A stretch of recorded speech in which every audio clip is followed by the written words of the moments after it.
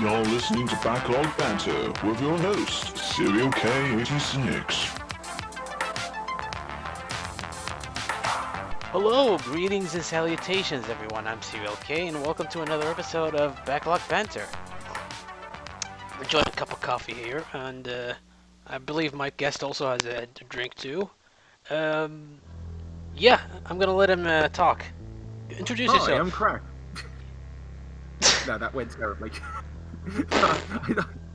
Hey, I'm Otis, also known as Meleemario720, also known as Otis Beers Draws, also known as that guy who did YouTube poop stuff with stories and then doesn't do as much now. Yeah. yeah, that's pretty much what you do, yeah, exactly. Yeah, I believe you also does drawing and stuff. Yes, I do. That's under my Otis Beer Draws name. It's what I've been doing more often. Mostly a lot of mostly based on a lot of cartoon and drawing stuff. Not drawing stuff. What was it? Drawings about cartoons and game stuff. Yes. Yeah. Yeah, I noticed. I really liked some. Yeah. Alrighty. Let's see. You also used to make FTPs, draw, and you play plenty of games, especially old ones. Yes. A mix of both. In a way, it's I don't know. It's basically whatever I feel like trying at the time, because I've been trying to get through some older games. Although this I have as part of my collection, and I don't really more as a collecting aspect really, just because they're so cheap. Because I have a whole cupboard full of Phoenix games, just because. Oh God. Yeah, no, I would basically not ones but basically it's because now a lot of them go for like way more money. That's why I own them. Like Dalmatians 3, yes, that was £1 at one point. Yeah, how? That's not part of my backlog. It's just it's part of my crap collection, which hides it. How much does it go nowadays? Oh, I don't know. I mean, we could probably bring that up on the screen because it will take me too long to search, and I don't want to disrupt the flow with everything. Maybe, I think more than £1, probably. I don't know. I wouldn't say majorly expensive. Oh, okay. So is that on where on Poundland or something? Oh no, it was a charity shop. That's actually where I find a majority of what I own. Oh, okay. Because I try. There's I ended up shopping mostly at this one independent shop called Level Up. And that's a nice one. Of course, they're closed at the moment, but I managed to order like a bulk bunch of PS2 games from them, so that was good. Nice. Yeah, and actually, one of them was one of the ones I finished recently, surprisingly. Oh, really? Yeah. Oh, yeah. We'll get to that in a moment. We'll get to that, yeah. Still, yeah. Yeah. So you say you like to collecting. Games that as a novel, crappy games as a novelty, something like that, right? Yeah, amongst all the good ones I actually want to play, it's a weird mix. I mean, actually, it's gotten to the point where my shelves are pretty much at capacity. So I think what I'm gonna have to do is probably put some of the less important ones in a box or some kind of container or something. And there's a bunch of DVDs I need to get rid of because I don't really get rid of games as much now because, well, I mean, games for me have a bit more value. I see. Even if they're terrible, because of course you don't see them as much. Yeah. I mean, you look around any charity shop. Good luck finding a PS1 or N64 game. Oh yeah. Anymore. Like, I'm still pleased to own my copy of Banjo in a beat-up box. It was only $3. Kazooie or two? Manual, but Banjo-Kazooie, yeah. Ah, okay. Yeah. In fact, a lot of the N64 games I have, they're all in like VHS cases, because most people leave out the boxes. Well, yeah, that's the problem with the Nintendo games up until the GameCube. Their cases are like cardboard or something, so it was hard to maintain. Yeah, even the GBA ones. Like, it's ridiculous because I only have one with an original box. That's the Mario RPG one. I'm trying to remember the title. Mario and Luigi? Mario and Luigi. Ah, yes. Okay. One of the Mario and Luigi games. Yeah, and that was £28 at the time, which is the most I ever spent in a GBA game. Worth it though. Mmm. Yeah. Yeah. Though I still hate that. Yeah, I still hate that tightrope bit though. Oh. No, that was awful. But no, the rest of it's fun. Oh, okay. Yeah. You know, I had a few couple times where not a couple times, sorry, a while, a period where I started collecting games, but it mostly was GameCube and Wii games. Oh man, GameCube. There was actually, going back to charity shops, there was one that had a bunch of GameCube and Wii games that were like, well, not very good. Spyro Enter the Dragonfly. Oh no. Yeah, apparently that's actually the more stable version, because I think the PS2 one, there was a news report on it, causing seizures or something. I can't remember. With a flashing imagery. Oh, that's the version I played, the PS2 version. I played it once, never touched it again. I think it was just a glitch, like a one-time glitch, and it got reported on, but it was like, it was a... Oh, okay. Okay, so, yeah, we can talk about our collections all night, but let's get to our backlogs. So, what have you been playing recently? Oh man, okay, so the favourite games of mine, but 2 games I finished recently were X-Men Legends, the first one, and Crash Twinsanity. Alright.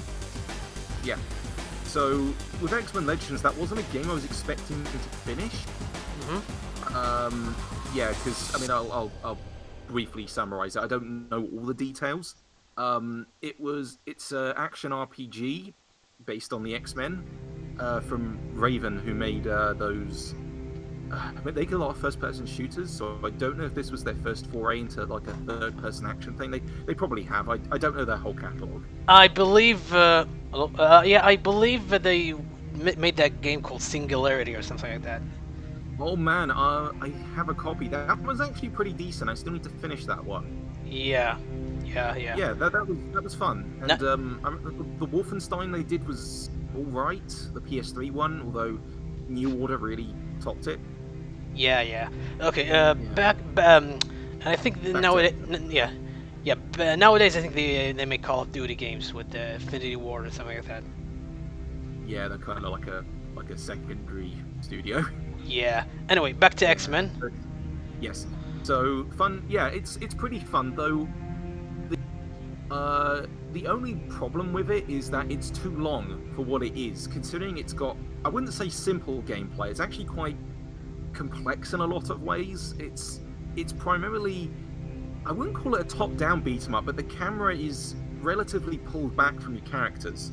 Because you control 4 at once, well not 4 at once, but you're in a group of 4, and basically it's mid RPG length for something that should have been like I think a 10-hour game at most. Okay.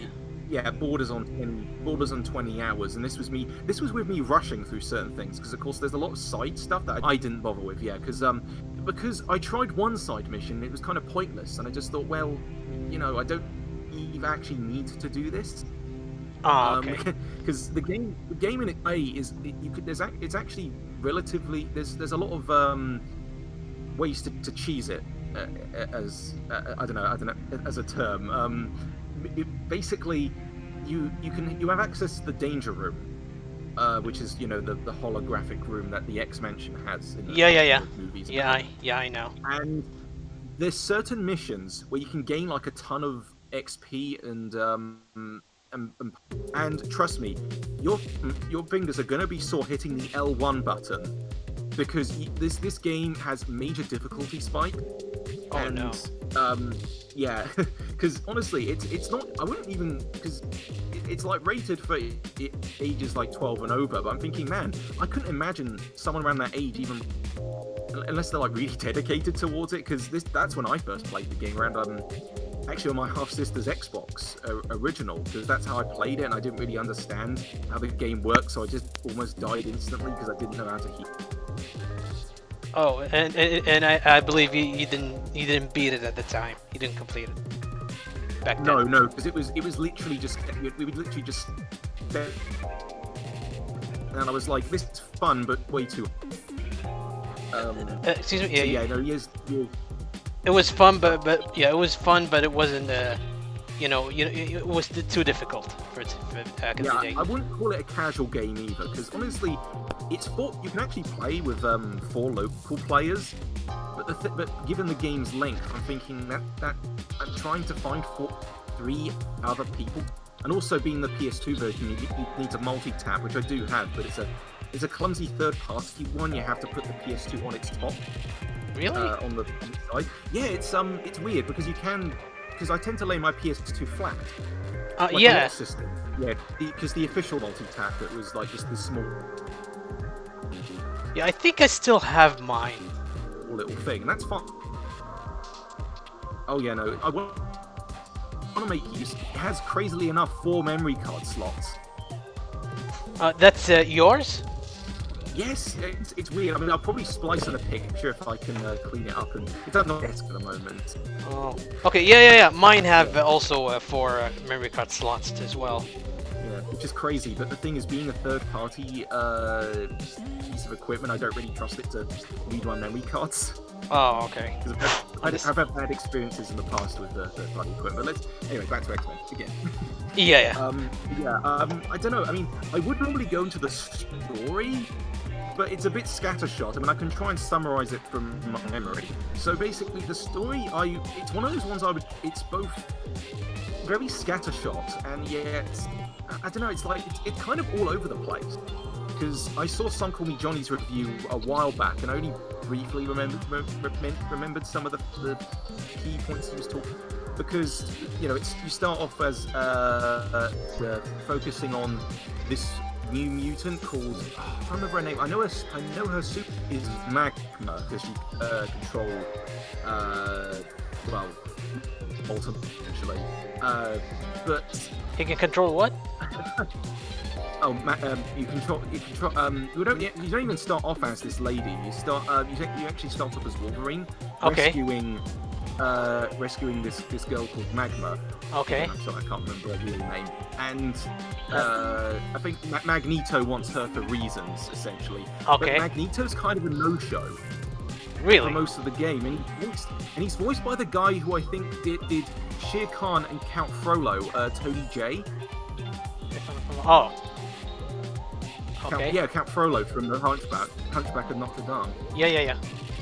Yeah, and also We've Got to Have Money guy from the Tom and Jerry movie. Oh, okay. So, now it's interesting. Okay. Yeah. No. So basically, because I have a friend who's into voice acting, he brought that fact up. But I had to let him know. I'm sorry, there's not enough Tony J in this game. He's not even in the sequel. So he's not even in the sequel. He's voiced by someone else who sounds a lot more manic. But basically, Magneto wants this girl for reasons because he wants to build a giant asteroid or something. I don't know. The story's all over the place, and there's a whole segment where Professor X gets kidnapped and by someone called the Shadow. And he's kind of irrelevant because they don't really. Hold on. He's kidnapped by someone. The Shadow what? Calls the Shadow King. The Shadow King. Okay, because Shadow King. Yeah, I don't know who he is. He's probably someone from the comics. Who knows? But it goes on this weird tangent when it's like, oh, we have to rescue him, and they kind of forget about Magneto for a long stretch of the game. Okay. Yeah, that's what I mean. I can't summarize this story because the story is just all over. I don't know if that was down to development issues or whatever, or maybe different visions. But to be fair, the Shadow King bit is okay. It's mostly a mediocre story, but there's one bit where you play as Professor X in a gladiatorial arena fighting the Shadow King because he becomes a giant, and I posted a cutscene on Twitter. I'll probably link it below. But it was just really what the hell is going on here? I think so. Yeah, go. And what adds to it is that Patrick Stewart himself actually reprises his role from the movie as Professor X. Yeah, so you get to hear him say really eloquent phrases. I can't actually remember any of them, and I wish I could. But it's pretty funny to play as him. And in fact, in the sequel, there's a cheat code. We can play as him, Deadpool, and Iron Man. And the fact that he walks around without a wheelchair is kind of amusing as well. Yeah. But that was funny. I think they recycled his voice clips from 1 to 2 when you played as him, because I think you had to like beat the game to unlock him. But I wasn't going to do that. I just thought, cheat code away. Yeah. Yeah. In fact, the only cheat code in the first game was to unlock the X-Men. Oh, what was not Extreme X-Men? I can't remember. It was the one where they're in college. It was in the 2000s. I actually can't remember. Yeah, I'll just call it X-Men Extreme for a while, for now. But basically, the costumes you unlock via that cheat code are really ugly, so I didn't even bother with them. Oh. Yeah, it's because so yeah, the story, not really worth talking about. But it, as I say, 10 hours shorter would have been worth it. But like, as a 20-hour game, it's on the cusp of being okay. Oh, I see. Yeah. That's what I would say. But have you ever tried it at all, or have you not even played it at all? No, never. I mean, I got it for £1 on the PS2, so I was happy with it. Yeah, at least you didn't. You didn't spend much on it, at least. No, I mean the gameplay. I mean, if you did want a modern equivalent, there is the Switch game Ultimate Alliance 3, which I've not played. I only own. Sorry. Yeah. I've heard of it. Yeah. Sorry. Yeah, no, because I actually forgot that game even came out. Because it's what kind of put me off it was it has that in-game purchases icon on the box, and I was like, you make a complete game. I mean, I don't want to rant about that. I'll take up the whole damn. But yeah, no, basically, I think they just use the engine for the later Ultimate Alliance games, because I own the first one on the PS3. Which apparently contains 2 extra characters and 6-axis motion control. Remember 6? Oh no, 6-axis? Yeah, shake the controller to do things. Oh god. No, it was fun sometimes. I was a little sad that they cut it out of the Uncharted re-release, because to aim grenades with the yeah. fun. Yeah, that was insane. But that was about it, and there was a bunch of others anyway. But yeah, though, as I say, X-Men really say about it, because it was a mediocre game I spent a lot of time on. Okay, so what else have you been played recently? Okay, so there was a much shorter game, mercifully. It was Crash Twinsanity. All right. Yeah, that was a fun one. I even drew a picture about it because I liked it. Although it's one of those ones I'm very in between about, because I didn't realize how unfinished it was. Oh yeah, I've heard that later. Until Kadikarus's review, I didn't know about that. Yeah, that's another thing. I mean, I'll get into that briefly. But yeah, no, I played it on the Xbox original version on the 360 because I had an old save from it where I stopped relatively early on because I didn't have enough lives, and then I thought, well, hey, it's 360 compatible. Let's try it on there. And, I believe it's published by Universal and developed by Traveler's Tales. Yes, Traveler's Tales, which they don't make that fact clear on the box. They kind of put it around but yeah, they were the same developers as Wrath of Cortex. Wrath of Cortex. Yeah. Yes, and I also have that on the Xbox, and that runs a hell of a lot better. Because on the 360, Crash Twinsanity lags to hell. It looks nice though. Oh, okay. Yeah. I'll probably briefly touch on its story because like it's a nice goofy little tale, though clearly it's pretty unique. Compromised in a lot of points. Yeah, it's unique. It's definitely because I've not played a lot of Crash games. I finished the Insane version of 1 that actually had a save system, and bits of 2 and 3, and Wrath of Cortex. So I know my fair share of them. Oh, and that weird Mind Over Mutant one. Oh, I didn't bother with that one. Yeah, no, I got it cheap because getting a 360 copy is not worth it. It's the same game in HD, just, Yeah. It was a £5 compared to £20, so... Yeah, okay. Anyway, so yeah, I don't know. The fact that this game, story-wise, starts off with Cortex being frozen in an ice cube, and then knocking Coco out to disguise as her, and then to lure Crash into a boss battle is like, it's some really wacky starting points. And there's a self-aware skunk. Yeah. As well. I remember that one. Back and forward. And the funny thing is, this was one of the first Crash games I played, so of course a lot of these references were lost on me. Ah. Yeah. So So what I liked about this was the fact that it is just a team up between hero and villain, and against these kind of generic birds called the evil twins. I think they have a name, Victor and Mort, something like that. I don't know. Whatever. Okay. Oh, they had names? I didn't register that. Wow. Yeah. Okay. Oh no, bit of they're the evil twins. Yeah, the evil twins. They're mostly known as. Yeah, big-brained parrot that travel through like some sort of space or something. Like just weird imagery in this. Yeah, I don't know. They're from an alternate dimension. Yes, and they want revenge on Cortex for reasons. Yeah. It's one of those ones where it's several years up, but I would still encourage people to try it out, because it gets weird, this game.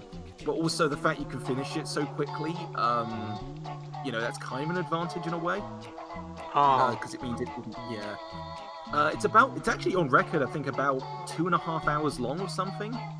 I beat it in about 6 because of the difficulty, because let me tell you, there's some real spikes. Not X-Men Legends difficulty spikes, there's a couple segments in here where it's a little questionable in terms of difficulty. Because I know lives are super important in Crash games, but here is where they matter the most. Because I was stuck on on my Xbox original save because I was left with only 9 lives and no way to get any more. So what I did is when I just restarted it on the 360 because I wanted a refresher, I had about 20 lives at that section, and that was almost enough to get past like this one segment. Because the game is relatively brisk from the Insane Island, aside from the unskippable cutscenes. Okay. Yeah, if you die, there's completely unskippable scenes, and also. Yeah. Oh yeah, I think they do have unskippable cutscenes. Sucks. Yeah, because if you die in the first intro, Aku Aku just talks to you again, and it's like, great, we didn't hear this before. Oh. I don't know. It's just like it was irritating. It was a slight irritant, and also the fact that the main, because the levels are relatively open, but you don't need to do any of the extra stuff unless extra lives or unlockable concept art, which is all on YouTube now anyway. Yeah. That's what the gems are for. The thing, like, wait a minute, I can't get this because there's certain obstacles that require bombs to destroy, and they'll despawn and not reappear. And I was worried, oh no, did I lock myself out of something? I don't remember that part. No, like, I didn't even bother doing some of the trickier ones because I was just like, well, I was in the mindset of if I happen to get them, cool. If not, oh well. Which, I'm usually doing that with games, but there's some where it's just like, just make it easier on yourself. You don't have to grab everything in them, especially with a lot of older games where the reward is just not worth it. Oh yeah. Yeah, it's one of those. But yeah, because there's some fun off the beaten path obstacles, even though more dangerous to grab extra lives sometimes, where they're placed in very precarious positions where you're more likely to lose a life, and then it's just like, well, what was the point of grabbing that? It's just easier to get the Wumpa fruit, really. That's a more safe assured way. In fact, it's weird that there's like certain like. Well, I'll touch on the unfinished bit in a little bit, but all right.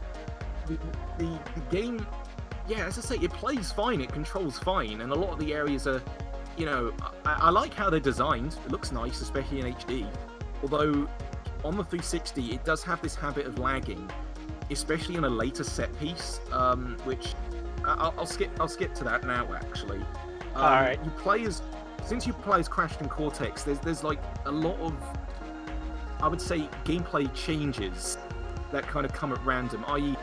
You start as Crash, then you play as Crash and Cortex in ball form, which I didn't realize that was one of the like 2 sections where you play as him. Yeah. Yeah, it's like, because I was actually funny past story about that. When I played the PS2 version, I was really stuck, and then when I played the Xbox version, no problem whatsoever. So I have no idea if my skill set was I just didn't understand the game at the time, or I don't know. But yeah, no, the ball segment, not my favourite, but easy enough to get past, even though there's little bits where you have to ring crystals, and if you don't ring them in order, obstacles will just kill you. Oh. Yeah, they glow to let you know how they function, like which ones to hit in order. But I don't I don't remember that part, to be honest. Yeah, it's when you're in the caves, you're traveling up, and a drill is chasing you, and you have to be super quick to ring the gems in order. But the only indicator is a little sparkle graphic, and that's about it, really. You know, because I only played this game back in 2004, like once, and never touched it ever since. Oh. So I don't. Yeah, there are bits in. There are bits in the game that I don't remember really, but that's okay. We can discuss. I remember little bits and pieces. Yeah, what else was there? Yeah, you can play as Cortex himself, like on his own, in these very brief gun sections, but they're kind of the most frustrating because he runs out of ammo very quickly, and he's super weak. But it is kind of funny seeing him like flail his arms around when he runs out of ammo. Yeah, and the voice, I mean, actually, and speaking of Cortex, trying to remember the guys. I don't know if it's Clancy Brown or someone else. Oh no! It was Lix Lang, the current voice actor. Okay. Yeah, I believe this was his first game as Cortex. Oh, nice. Yeah, well, he does a good job, honestly, because he's long ago in a YouTube poop, I actually used a clip from this game, having not played at the time, because it was the bit where he goes, "Surprised to see me, Crash. Like the fleas on your fur, I keep coming back." Or I switched the voice to "Surprised to see me, Michael. Like Ouija, I keep coming back," and just that's all I associate that damn line with. My stupid edit I made a decade ago. Yeah, no, his delivery just makes things funny, and so playing as him is kind of a treat for how brief it is. Yeah. I think the only time you were able to play as him like years later was in Skylanders, actually. He's the last one at the moment. He's playable in Skylanders? Yeah, he got a figure, and I really want those the Crash and Cortex Skylanders figures. Those are the only Skylanders I actually want. Oh. You can get them in a set for the PS4. Oh. Okay. Yeah, because I think it was £20 last I checked, and I might actually grab that at some point. Oh, I see. Yeah. But that's the only time really plays him. Like these, his reasons for tagging along is it's to do with I think he wants the crystal because crystals he'll find, and then actually only in the one section. Actually, he says, "Oh no, you'll go crystal crib," and that's the reason the ball sections happen, because they play a game of tug of war with the crystals. Yeah, they're fighting over the crystals. Yeah. I don't know. It's all over the place, but not. As I say, it's a fun. They're fun sections of gameplay. The fact that it just suddenly switches. I mean, I like variety, but the fact that the game's so short doesn't really. Trying to think, because related to Cortex, there's a later segment where it's like kind of a haunted. I mean, actually, did you ever finish the game at all? Yes. Okay, because I didn't until recently. So basically, a lot of the later segments beyond Insanity Island were unfamiliar to me. So a lot of the bits, such as since you start, you go to a haunted university. Oh no! Yeah. The The Madame Emberley Academy, where you Yeah, Madame Emblem Academy, yeah. And Yeah, that's the bit where the game lags the most on the 360 for some reason. Although that's skipping too forward because there was an earlier set piece I wanna briefly touch on. So, sorry, it's so scattershot. There's because I almost forgot this part, and I was mentioning difficulty spikes earlier. Okay, so the bit that got me stuck, it's in the ice. Well, should I say level? Because they're not really levels; they're more like worlds that you kind of go through in a linear order, as opposed to older Crash games where it's just like level by level. Yeah, it's a little bit of an open world game. Semi-open world, still kind of locked off. I mean, I actually didn't know you could travel back and forth until later. Really? With a boat. Yeah, you can travel back and forth to collect missed collectibles, which is welcome. Cool. Yeah, thank them. Yeah. But yeah, there's an earlier segment where you engine in a boat, and it's one of the worst checkpoint segments I've ever seen because you start outside the boat and you're expected to go through this entire face a boss of engine, and engine doesn't even speak. Yeah. I remember that part. And that kind of feeds into the game's unfinished nature, where it's like maybe they just ran out of time and didn't bother with it. I remembered from that section. Sorry. Yeah, you're right. I don't remember that part. I do remember that part, but I don't remember liking it that much. Oh no, it's awful section because stuck in there with 9 lives is miserable. 20, a bit more tolerable. But the thing is, most new players wouldn't know that. And yeah, it's okay. So you have to pass through tricky level, do a boss battle, and there's well, actually before the boss battle, there's like a whole segment involving jumping over perilous water on these turning things, and they don't even look like platform items that you're supposed to jump on. They look like background items that you'd glitch over. Oh, I hated that section too. It was terrible. It's awful. They don't even look like regular platforms, and it really messed with me. It's like, okay, do I jump over them or do I jump on them? And it's like, oh, I can jump on them. Oh wait, not at that angle. Ugh, whoops, I fell.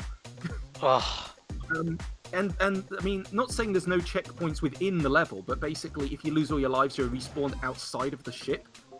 And also, yeah, with any Crash game, I tend to like save multiple save files because sometimes what will happen is the autosave will like write over your file and then wipe all the lives you've got. So basically, what I tend to do is save multiple files.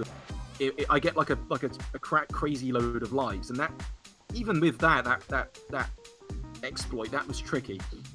So anyway, after you face Engine in a relatively easy yet hard to figure out boss battle, because you have to make him blow up the platform he's standing on, and when he throws TNT crates, and that they're supposed to blow up the support pillars, but the thing is, I didn't know that was what you're supposed to do, and I swear that platform on the Xbox version, you'll just slip off it constantly if you're not like dead center, because there's a gap in the platform. And you just fall through if you're not paying attention. Oh God! It's stacked on top of crap, and the fact I was this game is a miracle within a day or so. Anyway, that boss battle, awful. You finish it over. His throwing animation doesn't even. His hands kind of clip through the bot after Spyro does the throwing animation. Really strange. So then after segment, after that segment, thrust into this walrus. I hated this walrus. Yes. The walrus is like, oh, fresh meat for my pot. And yeah. I hear that like six damn times. And then the chase segment, apparently, actually, the funny thing is when looking up info on the game, apparently the Japanese version is a little bit easier because for some reason, I don't know, I haven't seen any footages. Apparently sometimes the walrus will sometimes walk backwards or something, or spin in place. Spinning in place? In the Japanese version only, for some reason. I don't know why. Really? And because the walrus is absolutely terrifying because you're running from him. Yeah, I know. You can't afford to get any of the bonus crates. You can't afford what? You can't afford to get any of the bonus crates because you're constantly sticking to the main path. Oh, so okay. At the bottom of the screen, I remember that part. So basically, I was super done with that. And then when I was left like one life, you're thrown to a boss fight. with Clock. The third game I can't name. Yeah, you get to fight Entropy and Embryo, teaming up on a floating block of ice. Entropy and Embryo, yeah. Yeah, no. It's not. It's not Entropy. It's Entropy. Yeah, no, that fight. Sorry, you cut me off. Okay, Entropy and Embryo. Yeah, you fight them too. Yeah. You fight them together. Sorry. Yeah. Go on. Yeah, no, that bit. Honestly, the boss isn't hard, but at the same time, being have to deal with all that crap doesn't exactly help. And I was super happy once I got that section done, because after that, the difficulty eases up a bit until the final boss. Yeah. But before that, there's the academy where, okay, like the boss fight, like you fight this like head teacher as Cortex, and it's not too bad. But then so then this new character is introduced, proudly advertised on the box as Nina Cortex. Yes, Nina When Cortex. I was a kid, I thought she was called Ninja Cortex. What? Ninja? When I was a kid, yeah, because I was just like, oh, she's doing a ninja pose. She's Ninja Cortex. Ninja Cortex. Ninja Cortex, which sounds awesome, but no, it's not. You know that's a cool. That's a cool idea for a Nina skin for a Crash. For Crash Team Racing Nitro Fuel. Honestly, yeah, didn't they bring her back in the Wii one? I had briefly had Crash of the Titans, but I never finished that one because the motion control made it. Yeah, I think. I didn't play that. Sorry. Yeah, I think she's in that game, but I didn't play it myself. I stopped. I think she's the final boss in that game, but I want to rebuy it, but on PS2 so I can actually control it. Oh yeah. I think my nephew. I think my nephews used to own that game. I really want that DS one because it's like it looks fun. Anyway, back to Twinsanity. Back to Twinsanity. Yeah. So actually this relates because I think she spoke in Titans. She doesn't speak at all here, and there's nothing wrong with a mute character, but the way the scene is staged, it seems like there was supposed to be dialogue. I don't know if this was true or not. I haven't really fully looked into it, but I'm thinking it's the way the scene looks. It's weird because Cortex is like talking and such, but like she isn't. Yeah, she's a mute in this game. It's weird, and also then you suddenly play as her, and she's a mixture of Bionic Commando and Crash. And honestly, I would have rather played this on the original Xbox, which I probably will at some point if I decide to replay. I'd love to stream it, honestly, but I'd need like a capture card or something. Yeah, because considering how short it is, I'm thinking that could be a fun challenge. And now that I know how to avoid most of the BS in the game. But yeah, no, that segment on the 360, it's the laggiest, and I don't know why, because I think it's because the area is like fully modeled and super huge, because you're trying to escape the ET and use your grapple. Oh yeah. Which mostly reliable, but it's not the best grappling that I've ever seen. It's just sort of you have to wait for a green circle to pop up, and you go back and forth, and I don't know. It was fine, and basically that's her only level as well. That like, what? You play as her one. Yeah, you play as her one, and yes. in the final boss, and that's. Yeah, I don't remember playing her at the end. Only the academy bit. Yeah, so I'll skip to the final boss actually. The final boss, it's not great, not as difficult as the polar level segment, but that. Oh yeah, the surfing! I completely forgot about that. Yeah. There's a weird fascination with Cortex's act. Yeah.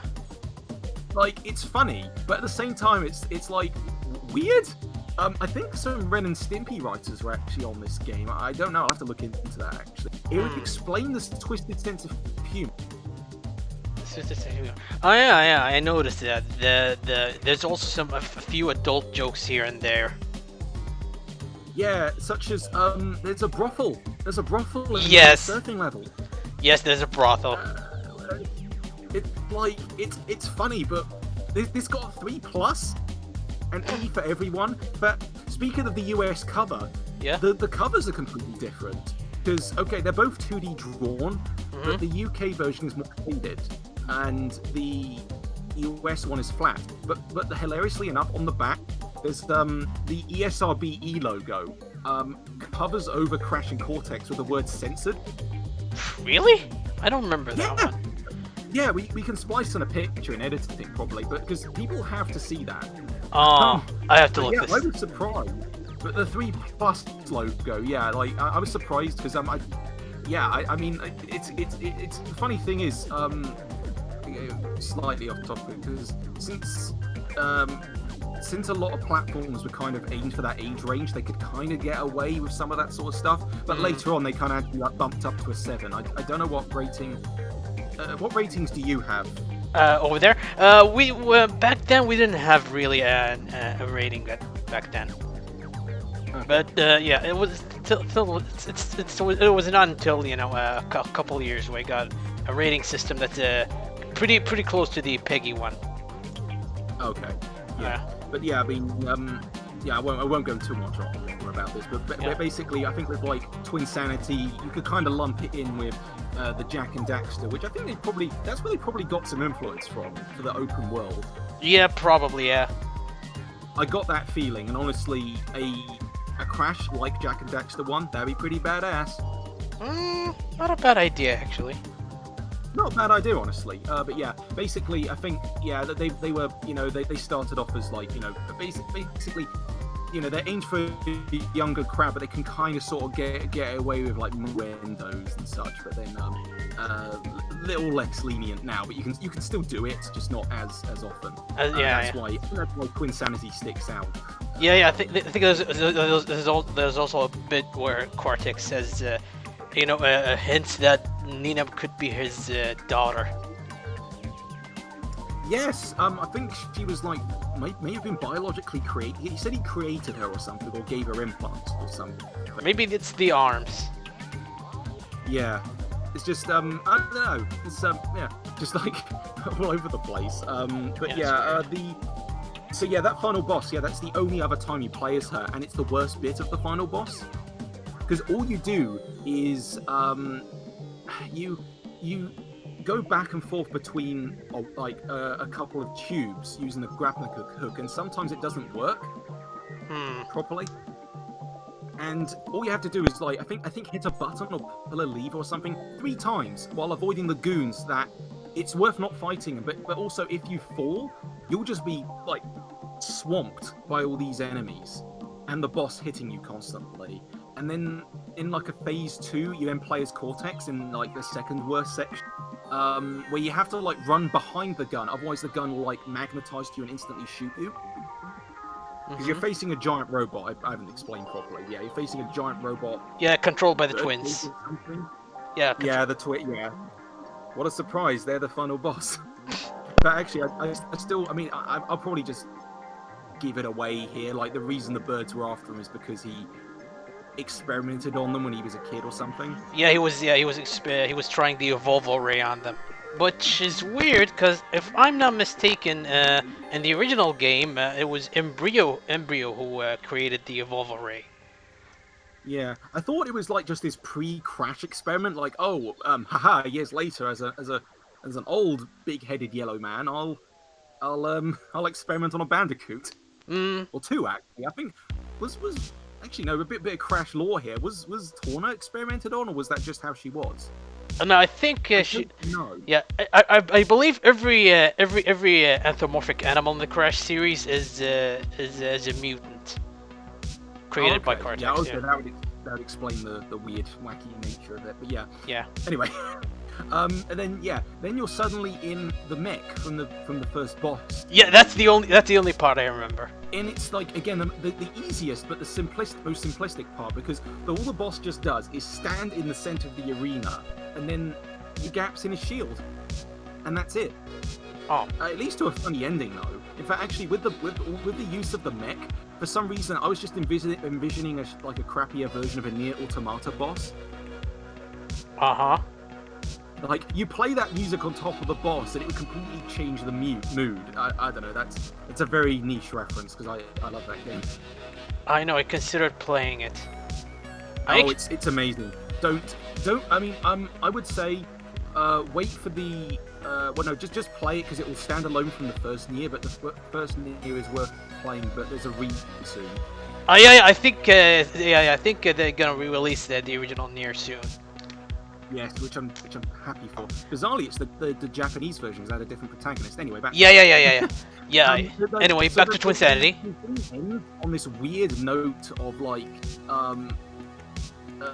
Cortex trying to shoot Crash or something after they deal with the twins, and then he gets trapped in Crash's brain via like a malfunction. Yeah. It's just some real. I mean, I've not seen a lot of David Lynch films, but that's what someone would describe it as, a lot of bizarre imagery on top of that. And it's like, yeah, that's game. Yeah, good. It was worth it for that. And also, there is a 100% ending, but it is not worth it. I looked it up on YouTube and it's Same. I didn't bother with the 100% ending. It's like an online skit that you just put up. Imagine grabbing all the crystals just to see that. Like, no thanks. Yeah, No, gems. Is it? Yeah, the gems. It was the gems. Anyway. So, I'll let you, now that one's done with Crash, we'll sort of move on to a semi-related property. Oh, hold on, hold on, before we move on. I want to say quick thoughts about what I think about this game, Crash Twinsanity. Absolutely, because I played it back in the day. I think, I only played it once, but personally, I think this is one of the most, I'm gonna say, the most divisive for the original games, the post Naughty Dog games. Yeah, because with the Might of the Mutants and Crash of the Titans, yeah, these games, for the most part, they weren't good. Twinsanity, you either gotta love it or hate it. Personally. Yeah, and that kind of feeds into its I think its unfinished nature is what drives a lot of it. Because oh my god, I almost skipped the unfinished nature. That's the most standout bit of the game. The fact of how much cut content there was. Yeah, I didn't know about this until many years later. No, I didn't either. Honestly, I just assumed games were just finished when I was younger. Turns out not always. Nope. Even in the most polished games, there's going to be cut elements, but this game is certainly, I wouldn't call it unpolished, but there's certainly bits missing. I mean, with sound effects, like there's no ding when you get like the punching bell noise. Yeah, I know. Yeah, it's like a lot of missing sounds. Yeah. Characters introduced in the first boss that don't show up at all later, and I'm pretty sure they were the PS1 models ripped and given like a slight coat of paint. No, I think the original. If you look at if you look at the polar bear, it looks like a PS1 model.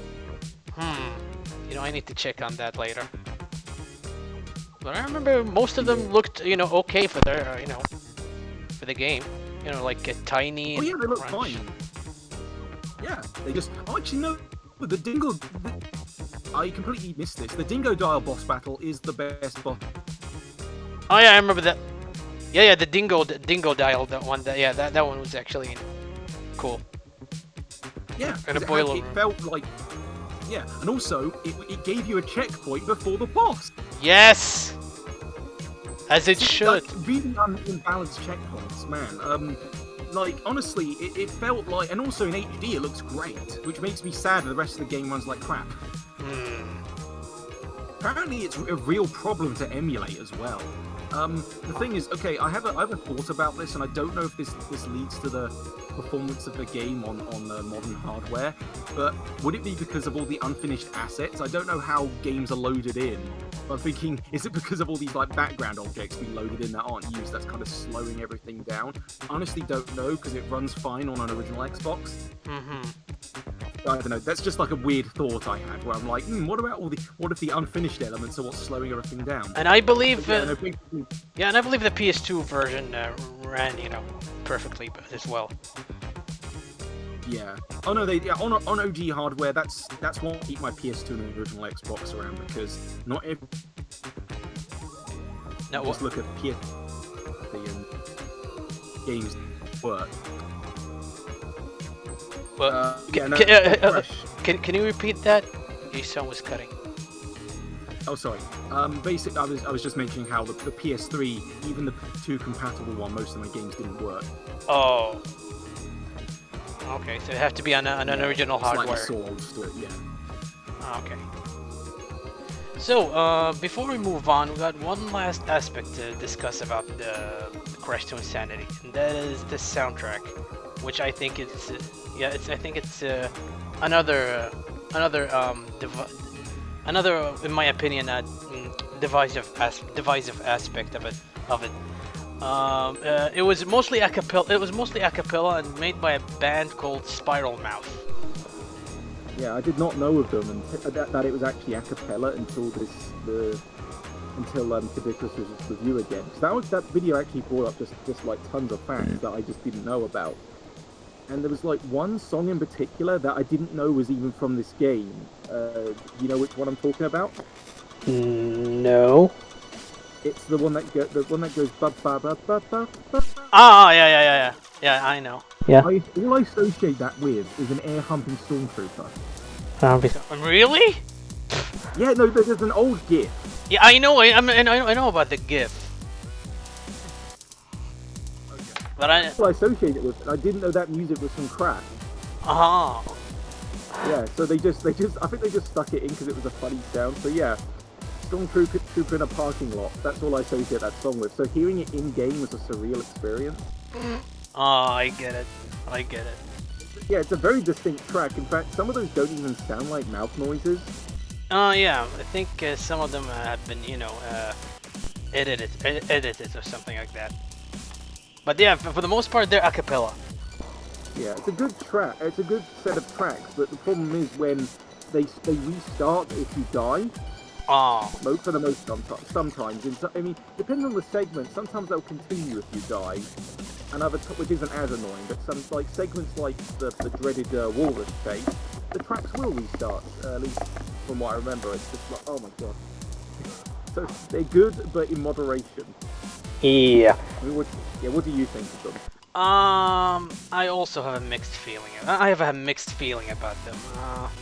I grew up with the original Crash games, so I'm mostly more familiar with the soundtrack style of what is his name? Josh. What's his name? Shoot. He was probably someone from Devo, possibly. Oh no, that's Mark Mothersbaugh. Wow. Okay, that name I've seen appear in a couple movies, and I was like, wait, that's him? Yeah, he's behind Mutatu Musica. Mutatu Musica, if I'm not mistaken, did a lot of soundtracks for movies and games and TV shows. Okay, let me check. Creators. Okay, got his name. Josh Mansell. Right. Okay, not a name I would have been able to pluck out of my head. So. Okay, at least I got the first one, Josh. So it's Josh Mansell who did the soundtrack. So I'm more familiar with his style of music. So when I first heard that Twinsanity a cappella soundtrack, I wasn't sure if I'm gonna, accept it. Because personally, for the most part, don't like a cappella, to be honest. I think it's too cheesy for my taste. An acquired taste. There's that one guy who made like a career off it. What's his name? Smooth McGroove. Yes. Yeah. But I didn't really listen to his stuff aside from like a couple of tracks, so yeah. It felt the same, but I mean with Twinsanity you kind of have to listen to it because it's part of the game. Yeah. But yeah, I mean as I say, I mostly like it. I'm kind of in the same boat. But yeah, no, but it is interesting. I do find it interesting the fact that I couldn't identify it as fully a cappella and thinking, oh yeah, that just sounds like an interesting instrument. So kind of, yeah, it's definitely distinct. Yeah. For the most part, So yeah, like I said, I'm about Twinsanity. I have mixed feelings about it. That was back in 2004. If I maybe gave it another shot, give it a second playthrough, maybe I would have been might have been a little forgiving about it. But back then, kind of turned me off from playing any Crash Bandicoot game after that. I was like, yeah, after not, I don't think this is good. This game, I don't think I'm gonna follow Crash Bandicoot games after this one. And then I never played it at the time myself. Oh, cause I didn't play, like I said before, I didn't play any Crash Bandicoot games after Twinsanity until the Insane Trilogy. Oh, I'm glad that. Good one to jump. Mm-hmm. So yeah, I think we all agree that we have mixed feelings about the soundtrack. Okay, so that's our thoughts on Crash Twinsanity. So let's move on from a former PlayStation mascot to another former PlayStation mascot, and this time it's a Purple Dragon. So for my pick, I'm gonna go with well, technically I played it back in 2018. This is my second playthrough, so this is not really something from my backlog, but something I felt like I wanted to replay again. So I'm gonna talk about Spyro: The Reignited Trilogy. This one was released in 2018 it was published by Activision and developed by Toys for Bob, who did the Skylander games before that. Yep, the ones I've not actually played, including this one. I need to actually get around to buying and playing this trilogy because it's fun.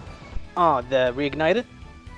Yes. Yeah. I own the original, but I do not own Reignited yet. I did briefly try around a friend's house, and I liked what I saw. Yeah. So the Reignited trilogy are basically remakes of the original PlayStation 1 games by Insomniac Games that were released between 1998 and 2000. Yeah, Insomniac being I don't know if that was their first game, but they definitely. No, they did a first-person shooter before that called Disruptor. I have never heard of that one. Yeah, it was obscure. Like, Their library is weird, Insomniac, because they'll hop from, cartoony platformer to like suddenly dark first-person shooter. Yeah, like I said. Although, like, they did a VR game even, but I don't even remember what that was called. Yeah, I have no idea. I mean, their library now is mostly Ratchet and Clank, and you have the new Spider-Man, which is excellent. I've heard of it. I'm willing to get to it one day. Yeah, it's actually one of the few modern games where the DLC is actually worth it. Oh, okay. Yeah, you don't have to buy it, it's all good story stuff. Like, all the costumes in that game are free. But yeah, with Spyro... Yeah, let's move on back to Spyro. So, like I said, the Reignited trilogy are remakes of the original Spyro trilogy that was developed by Insomniac Games. These are Spyro the Dragon, Spyro 2 Ripto's Rage, or Gateway to Glimmer, like it's known in Europe and Australia, and Spyro Year of the Dragon. Basically, these games are they're collectathon-style platformers where you roam in large levels and collect stuff. So for all three games, let's see. For all three games, you collected gems and other stuff that depending on what game are you on what stuff is important to collect. Like for the first game, there was you also free dragons and collect dragon eggs. And for the second game, you collect talismans and orbs. And for the third game, it's just nothing but dragon eggs. But yeah, for the most part, they're all the main gameplay style is a collectathon platformer. Collect stuff, you defeat enemies and stuff like that. Was it a close to launch title for the PS1? Because it's pretty well associated with the platform. No. Because the original Crash Bandicoot was released in '96. The PlayStation was released in 1994 in Japan and 1995 everywhere else. And Spyro the Dragon was released in 1998. So it was a little bit, Yeah, because when I first saw Spyro a while back, I'd always just assumed it came with the platform. This is before because I was more of a GameCube kid. Ah, I see. Than a PS1 kid. So basically, because I'd see. I think one of the first times I saw the PlayStation was actually in my cousin's house, where he had the Simpsons Wrestling, Tekken 3, and Lego Island 2, the best version, as well as a creche. Do you know what a creche is? No. It's a thing that parents they'd leave their kids there while they do shopping. It's a place in a supermarket. Oh, okay. Okay, I see. I think they had Spyro, but I primarily remember seeing Crash and Hercules, Disney Hercules. I played a little bit of Disney's Hercules. Yeah. Doesn't look like it aged all that well, but yeah. But no, the funny thing is with I'm not sure if Spyro was a show was ever at that thing. But I do remember Crash being there, and the fact that like when he died, it kind of the animations kind of freaked me out. From the first game. The scene with Ranger Wings and such, but no, I associate Spyro and Crash with that, and actually Lara Croft as well, with that very specific moment in time, because I remember getting a couple cereal toys, and one of them was Spyro, but I sadly do not own that anymore, and that's a shame. They're not like expensive now, but yeah, that was kind of my first Spyro encounter next to. So you have a bit of a nostalgia for the series then. You're a little bit. A very odd, very specific nostalgia, because of course having not owned a PlayStation till years later, much like a lot of other platforms, because GameCube I got when it had a price drop. PS1 was like, I actually picked up one at a school fete for a couple pounds. Oh, really? Yeah, and the same unit is like now worth about 20 now. Oh, It's still pretty good, honestly. Yeah. Cool. But, Yeah, back. Yeah. Worth holding stuff. Yeah. So, like I said, they're collectathon style platformers. So if you've played something like Banjo-Kazooie or stuff like that, you're familiar with the genre. Yeah. Let's see. Yeah, for the stories, they're simple for a platformer. You know, the first one, the inhabitants of the Dragon Kingdom get sealed in crystal statues by their sworn enemy, Nasty Nork, except Spyro, who have to go and free them.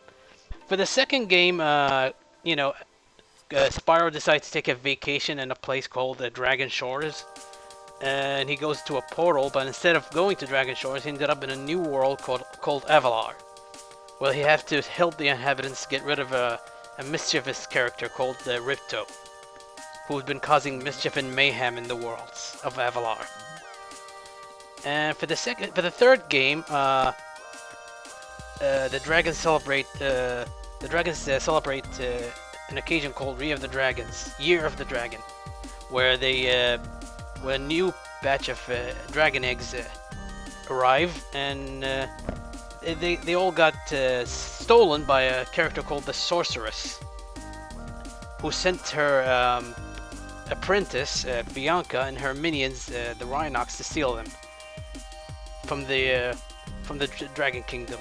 And so Spyro and Hunter, a character he meets in the second game, has to go to what is known as the Forgotten Realms and go rescue the eggs and save and help the inhabitants of the world of the Forgotten Realms as well.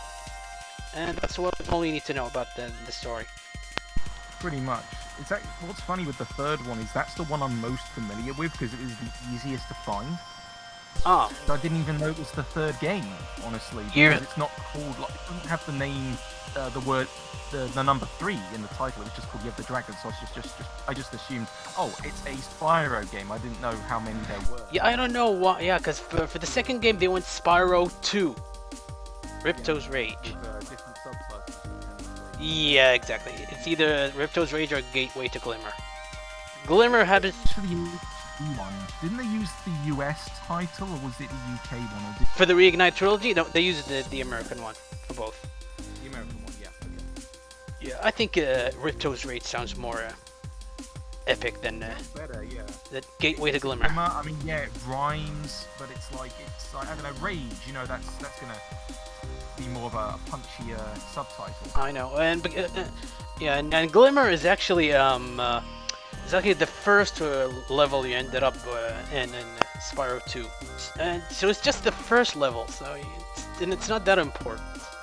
Ripto's Rage, Ripto's Rage, at least it emphasizes that you're facing it's about the antagonist, the main baddie. Yeah, small angry dragon in a cape. He's not a dragon, but You know, he's close enough. Again, I've not finished any of them, so I don't. Yeah, know. he's not a dragon. I can tell you that. Okay, But just look at the dragon. yeah.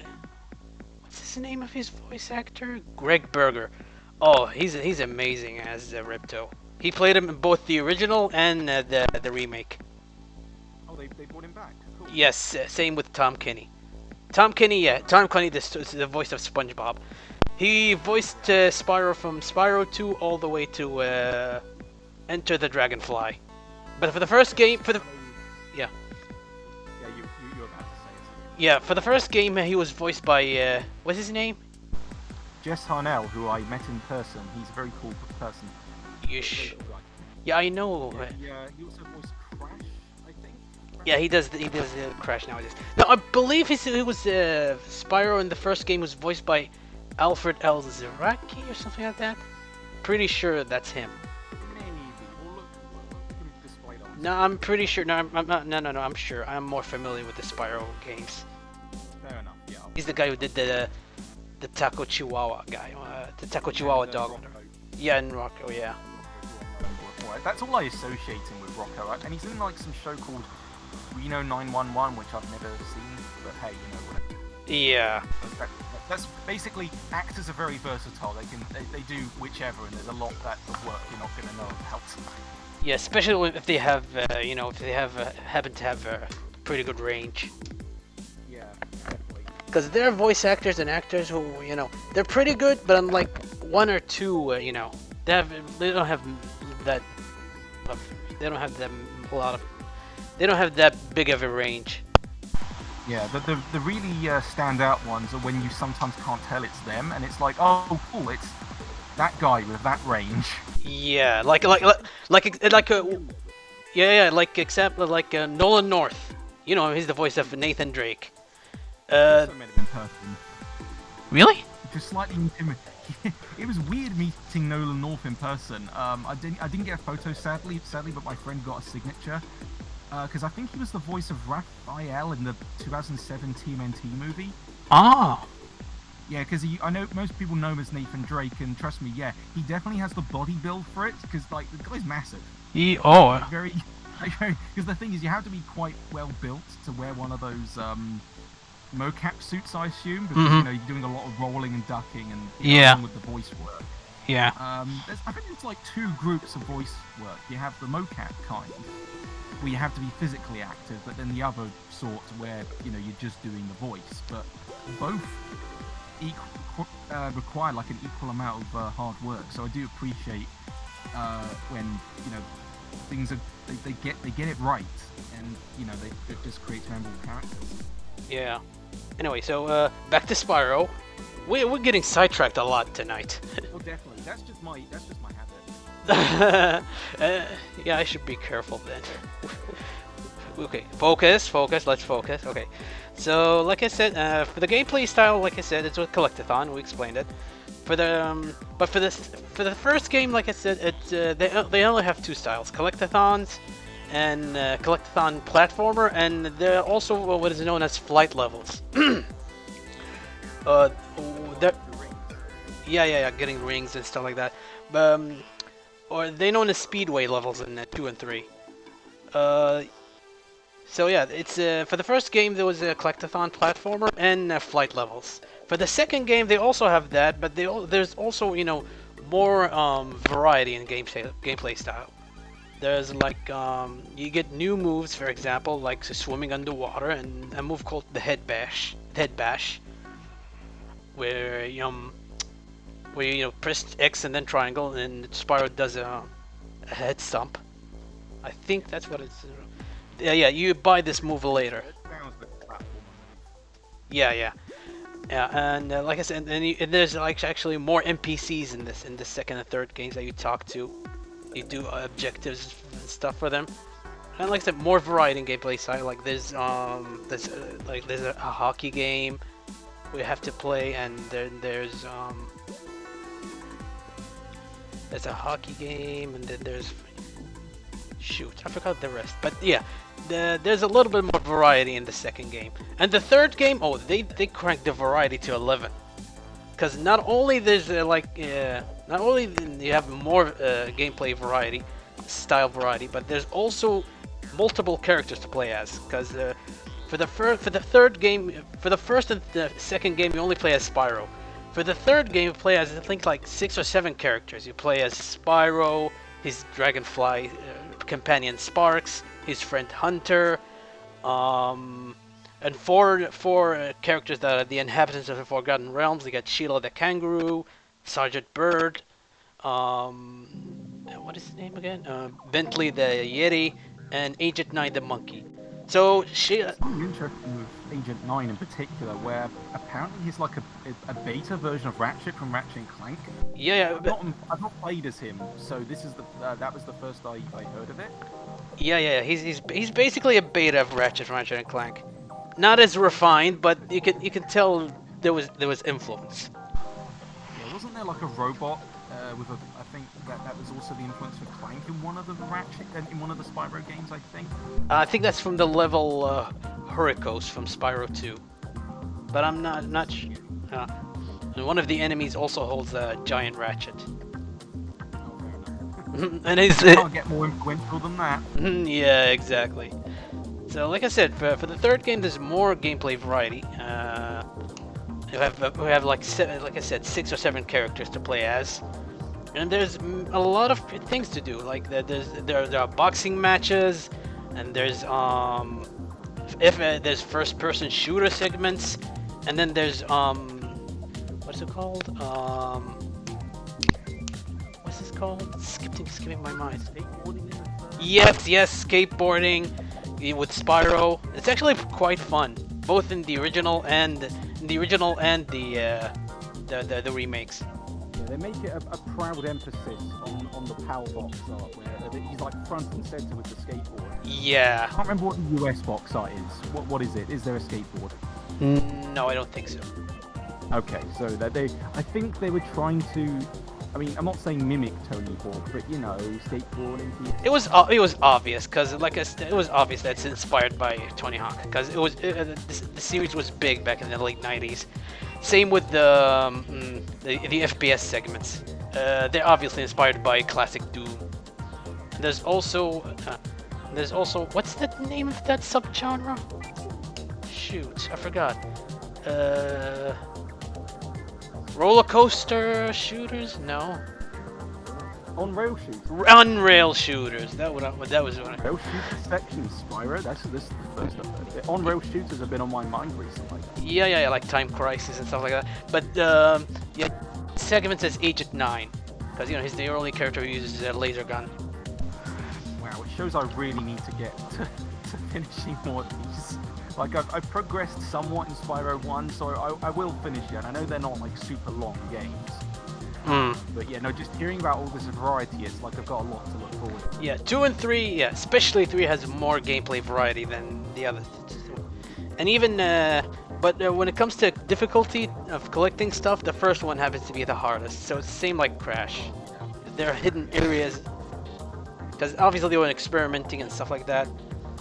So they didn't quite nail the perfect difficulty quite yet.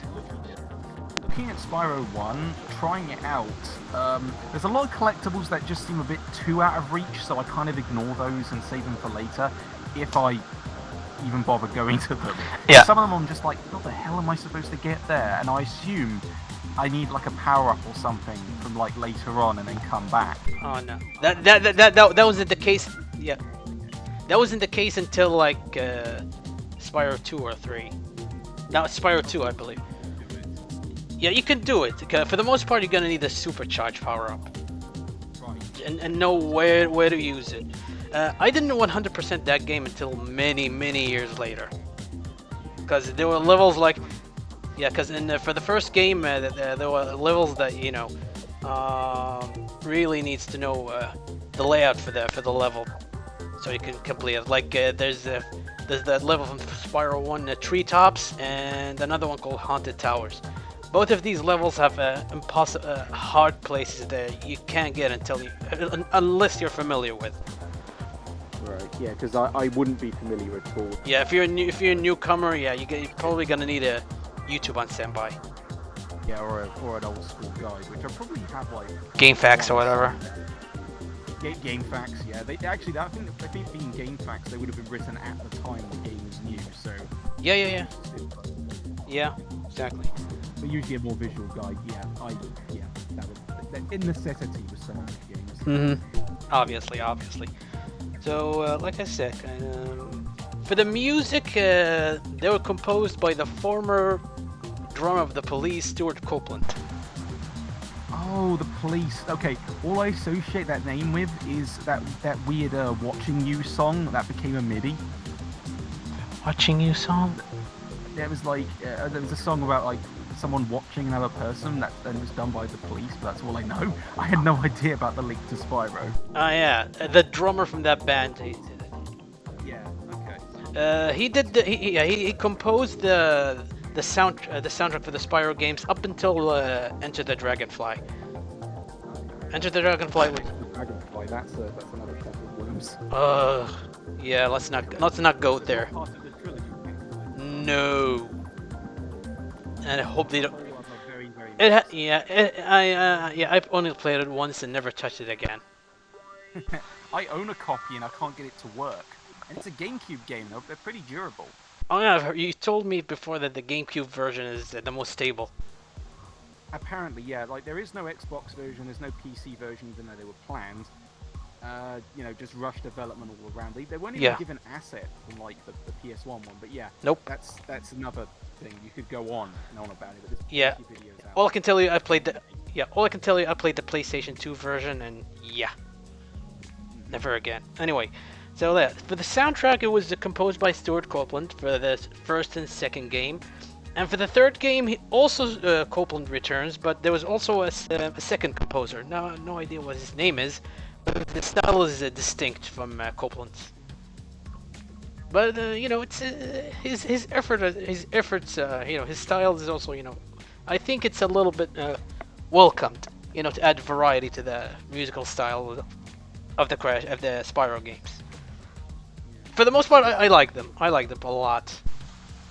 Yeah, because I'm guessing it's because I'm not listening to a lot of the soundtrack, but I'm familiar with how they sound. I mean, I've played some of the later Spyros, and most of them keep a similar sort of sound, except for those Legend of games, which is more orchestral.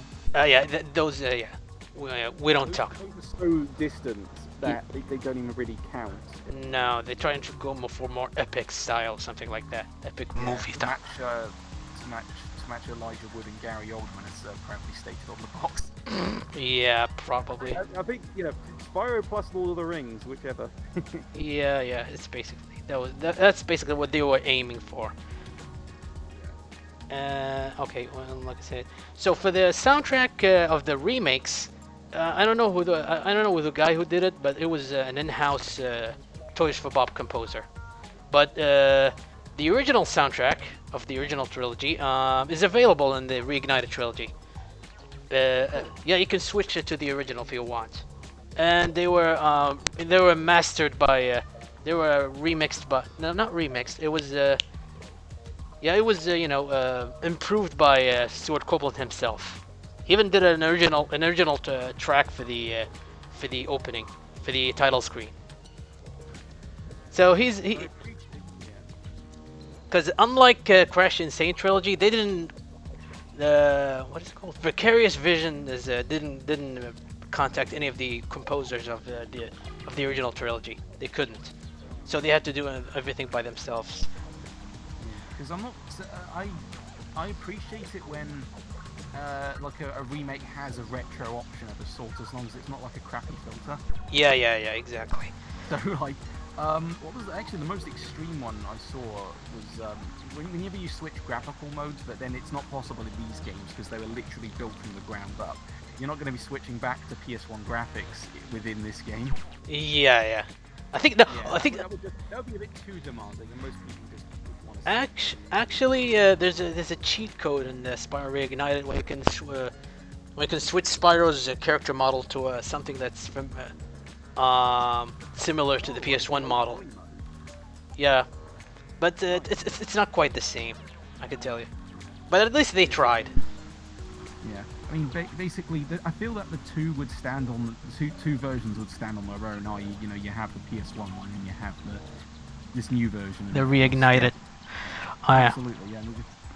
Yeah, they're both familiar yet distinct. I feel. Yeah. But again, this is from what little I've played.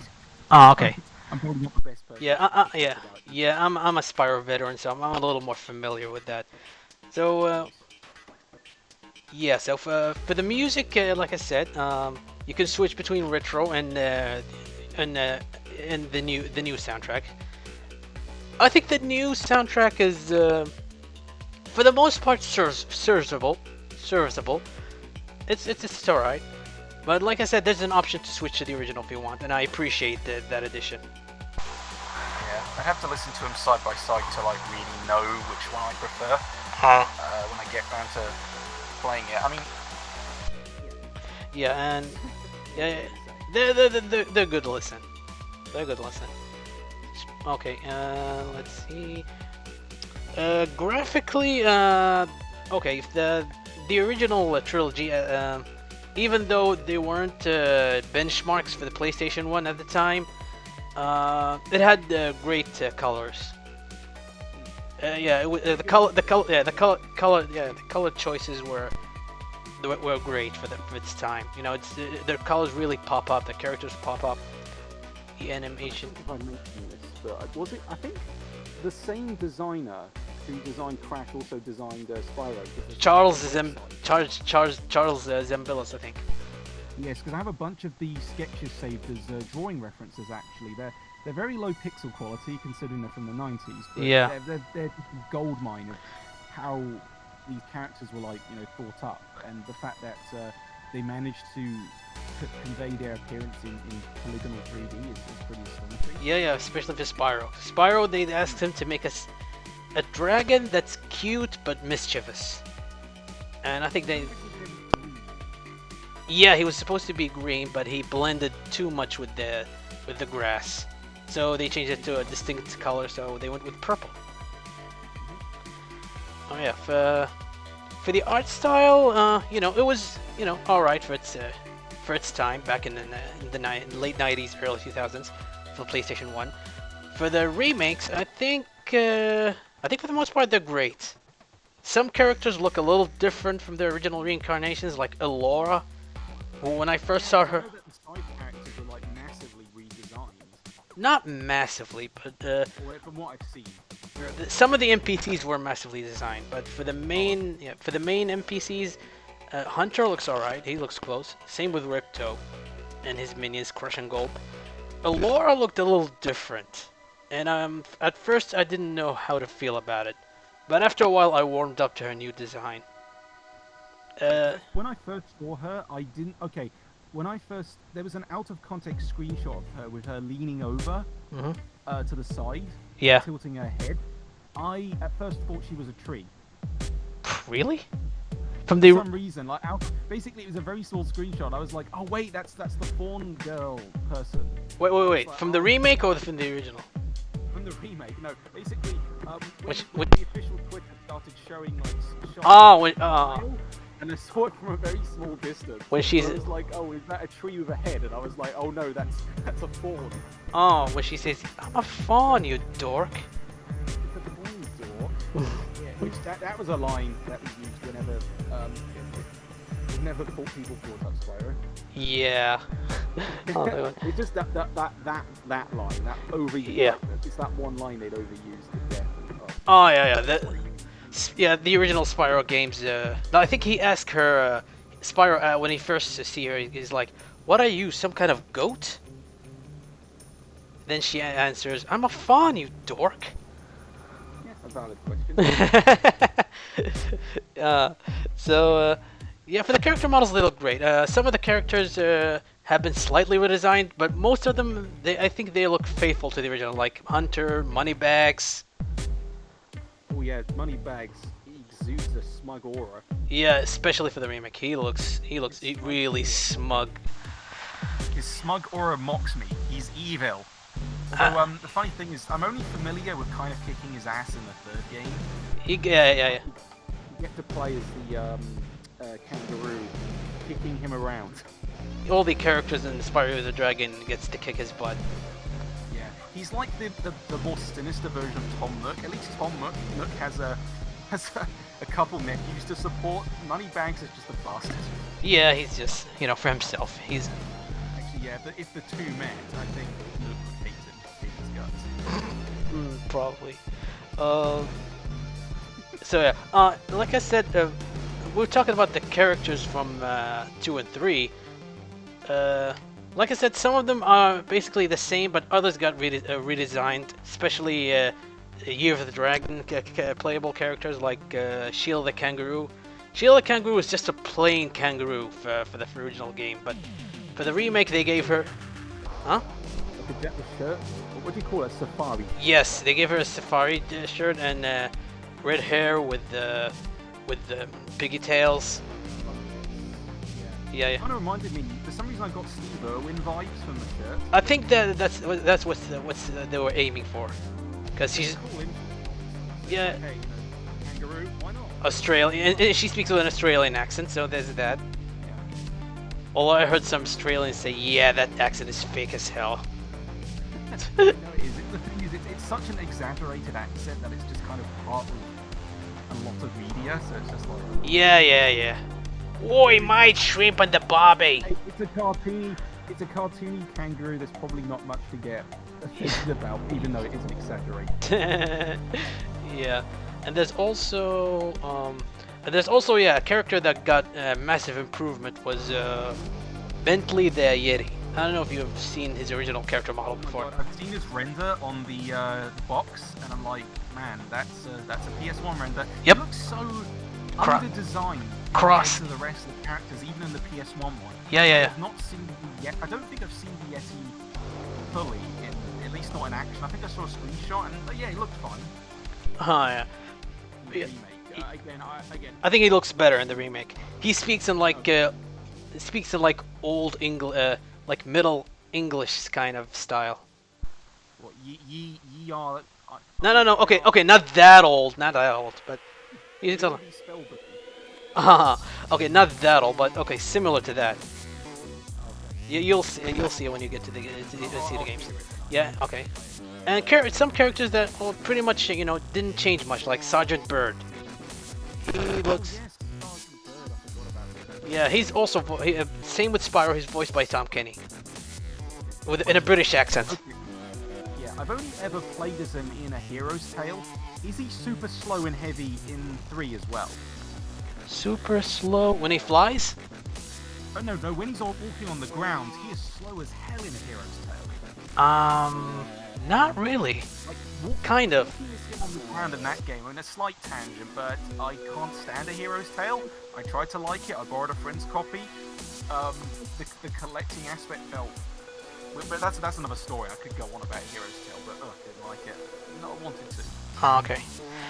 No, I think he's a little slow because they obviously the devs want to encourage you to fly more often with him because that's his main. He shoots rockets and flies. Yeah. Because again, I hope the Reignited version is better. Oh no, I think he's slightly better than the original. The rockets, yeah. Okay. Let's move on to. So yeah, like I said, some of the character models changed, and some of them, didn't change much. But for the first game, let's go back to the first game. The dragons have a lot more variety in design than the original game. That was a big part of the publicity. Yes, that every dragon in the Reignited Trilogy looks unique. No dragon looks the same. Unlike the first game. The first game was like each world has like 2 or 3 models, and with different colors. That's it. Yeah, it's like distinctly lacking in variety from what I know. Yeah. There's a few. Yeah, there's a little variety, but not much. But that was like. From what I've seen, complete opposite, and it's like every one is distinct for how like little you see them. Yeah. But yeah, for the Reignited Trilogy, every single dragon looks different, looks distinct. Like just seeing his design, there's a lot of character. there's a lot of character and style in their designs. So if you're into that, you're gonna love this game for its dragon character designs. It's kind of easy to like make I don't know. It's like I can't actually remember what any of the PS1 dragons that you rescue look like. But I can remember these designs. Yeah. They're a lot more memorable. Yeah, seriously. I mean, I'm drawing a blank on what the PS1 ones even look like. Yeah. I assume they were just all the same model. Yeah, if you're a newcomer, if you're a newcomer to this series, you won't remember them much. No. But actually, I was mentioning publicity. Yeah. Do you know about the Snoop Dogg tie-in? Yeah, that's the weirdest tie-in. I was kind of waiting to bring this up. In fact, okay, Snoop Dogg. For the Reignited Trilogy, by the way. Yeah, the Reignited. Yeah, he I don't know if he controls a flying Spyro drone. No, not him. Not him. I used to drop in a copy of his game. Not him. It was the drone controlled by the developers. It's supposed to be Spyro himself, going to see his quote-unquote uncle Snoop Dogg, to deliver him the free copy of Spyro with the Reignited Trilogy. Yeah, I mean, we all know that Snoop Dogg knows only the best game characters. You know, he's good pals with Rayman as well, apparently. Yes, and he also has a stage dedicated for him in Tekken Tag Tournament 2 that has an original song. I had no idea. Yeah. Wow. No, the funny thing is with Rayman, I thought that would have been a playable skin.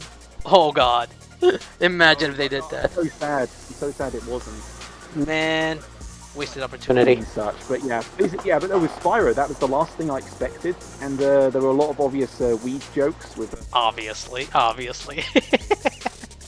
no, it was definitely a way to get the game seen. So you know. Yeah, mission accomplished. They did that. Very cool. Yeah. Yeah, obviously. So yeah, I got a good laugh out of it. And hey, Snoop Dogg, as far as I've heard of, he seems like a pretty chill dude. So, like I said, we discussed music, we discussed the art style and graphics.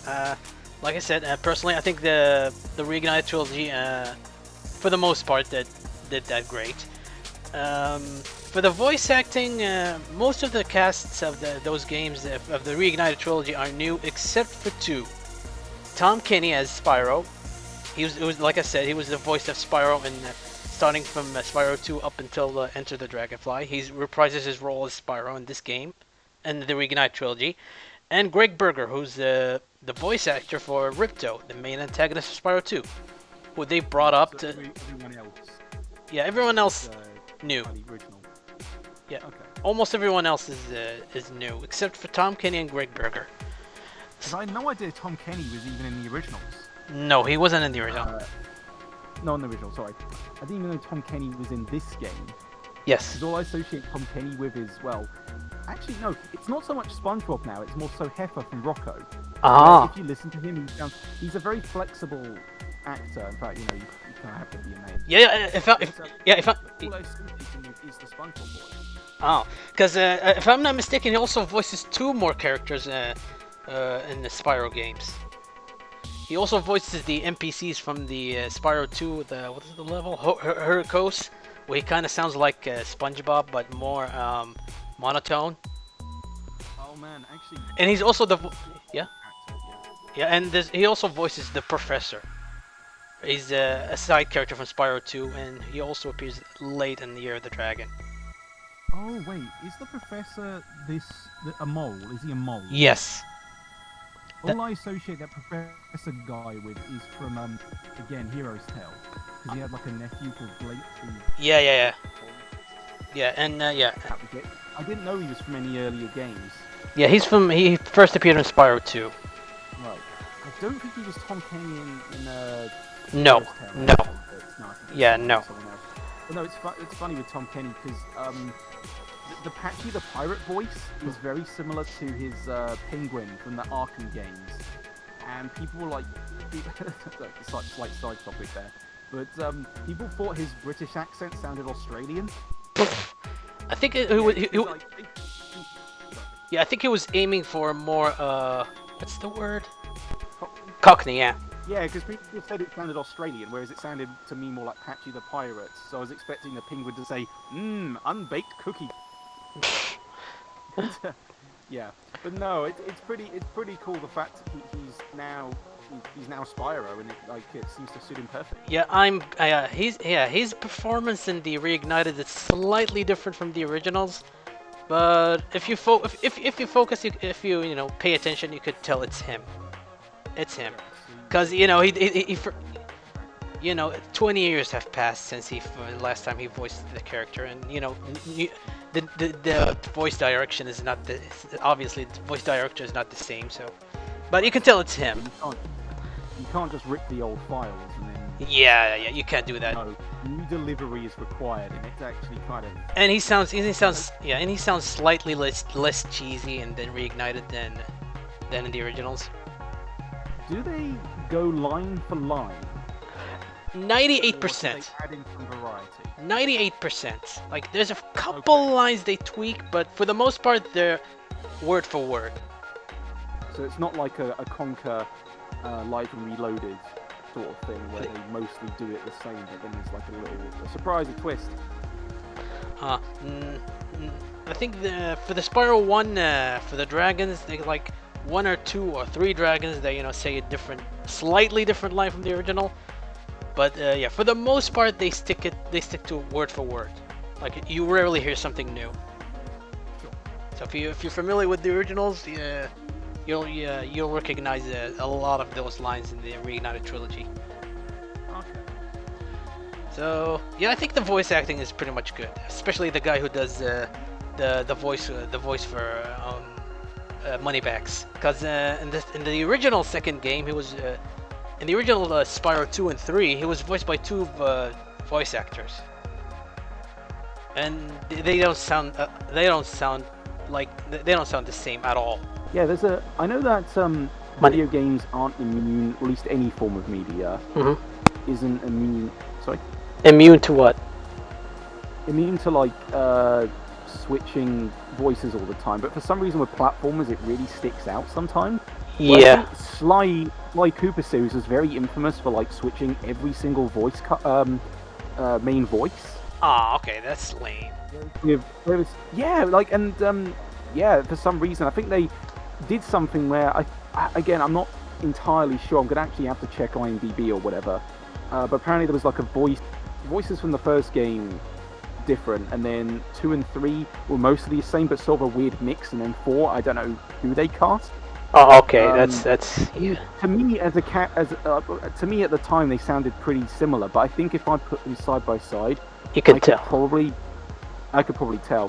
Whereas with something like Spyro, the voices, I can kind of tell they're all different people. Okay. Hell, one game banked on a completely different, voice, Elijah Wood and such. Where I don't actually remember his Spyro performance. I mean, have you heard it at all? Who? Elijah Wood as Spyro. I think I've heard snippets of it.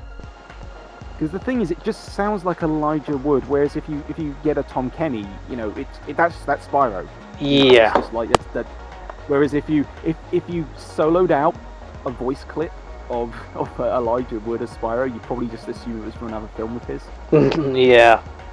Yeah, it's one of those things, like there's nothing wrong with bringing, Hollywood voice actors in if they do a good job. It's just the fact that, there's people out there who are willing to do it, who specialize in this thing, and it's cool that games allow them to do that. Yeah. Yeah. But, so it's like, hey, if the voice works, keep it. Don't muck around with it too much. You're going to annoy people. All right. Yeah, exactly. So back to Spyro. Okay, we talked about the graphics, the aesthetic, the gameplay, the music, and for the most part, I think they're great. The Reignited Trilogy. If I have any negatives, there are a few bugs. Like some NPCs, they're not. Most of them are not game breaking, but you can kind of notice them. There aren't many. There are like a few.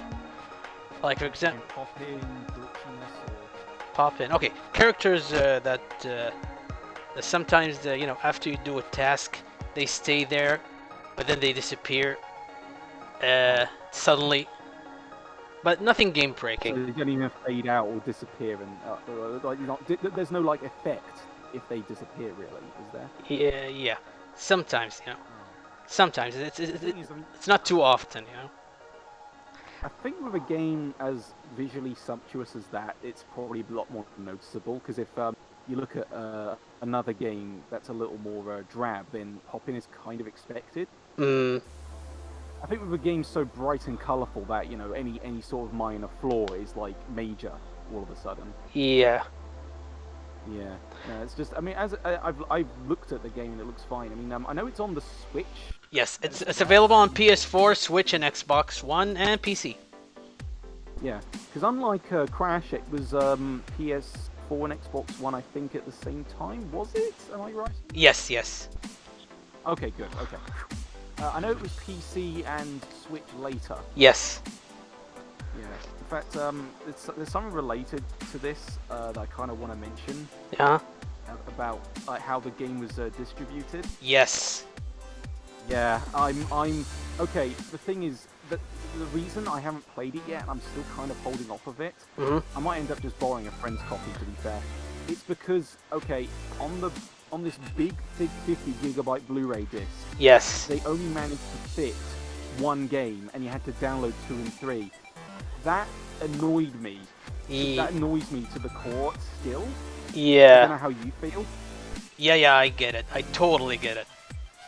The thing is, as a Steam download, that's no issue because you download the game anyway. Yeah. Whatever. Yeah. But I'm surprised it's not on something like GOG, because GOG, that's DRM-free, and I'd be fine buying it from there, even if my PC can't run it yet. But with PS4, I'm thinking, okay, I could just get it from PSN, but then, no, I like, you know, Crash was a complete game. That was a complete game. And what annoyed me with the Switch version, that was a year later, and around the same time, Witcher 3 came out on the Switch. That's a massive, massive game, heavily compressed, sure, that fit all that stuff onto a tiny little Switch cartridge, and yet Spyro still an internet download. So I don't get it. Yeah, I believe the later releases included all the three games on the disc. Really? Yes. If that's true, I would have to hop on that. Actually, I'm hoping that's a real fit. It's your choice. If you want to play it on a console, you can go for the later releases on either PlayStation 4 or Xbox One. Or if you want to play it to... Yeah, because if there is a later release that, you know... are we talking re-release on PS4 that was like a second edition or something? It doesn't say on the box. That's the problem. Right, okay.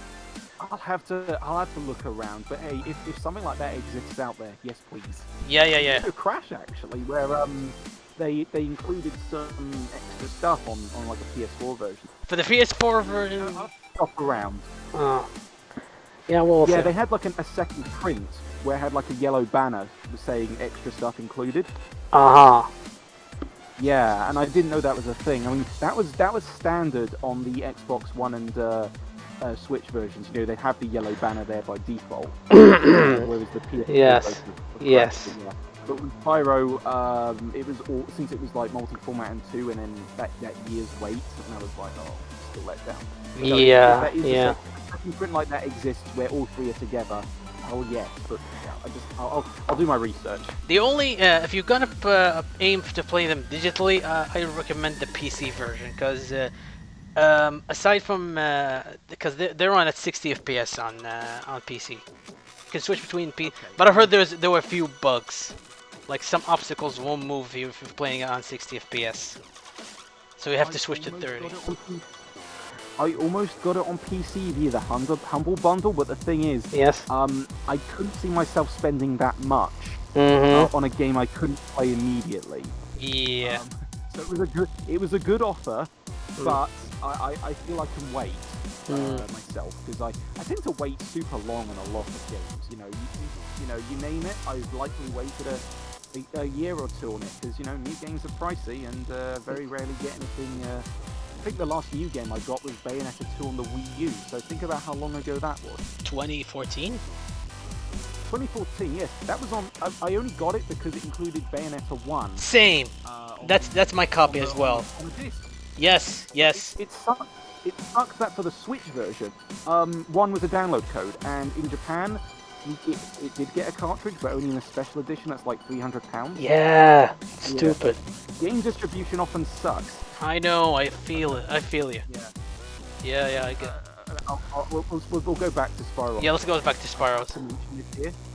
I have to mention this here. Yes. Project Zero. Do you know of it?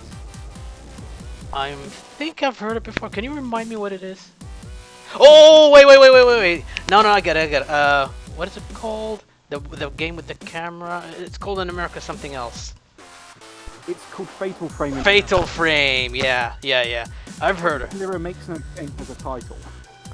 Yeah, I don't get it, yeah. No, the only reason I bring this up is because with the whole distribution thing, you think at least with Spyro you can go into a shop and buy it. Yes. With this game on the Wii U, the fifth one, yes. Fatal Frame. Yes.